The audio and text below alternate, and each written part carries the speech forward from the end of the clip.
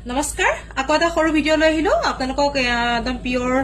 কটনৰ কেইখনমান গামোচা দেখুৱাম বুলি ভাবিলো আৰু বহুতে গামোচা বিচাৰি আছিলে গতিকে বিয়াৰ কাৰণে যেহেতু বিয়াৰ সিজন বিয়াৰ কাৰণে অৰ্ডাৰ দিব পাৰিব যিমান লাগে এইটো এটা চকচোন যথেষ্ট হলবল হ'ব কিন্তু গামোচা কিখন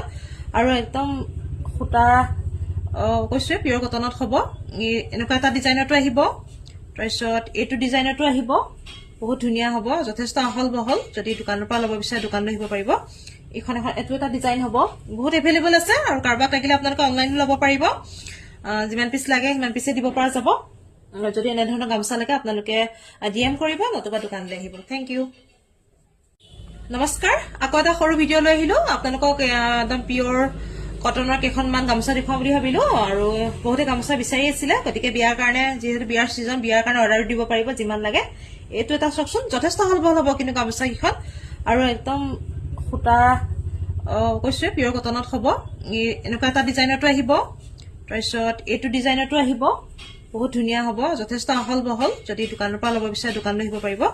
এখন এটো এটা ডিজাইন হ'ব বহুত এভেইলেবল আছে আৰু কাৰবাক লাগিলে আপোনালোকে অনলাইন ল'ব পাৰিব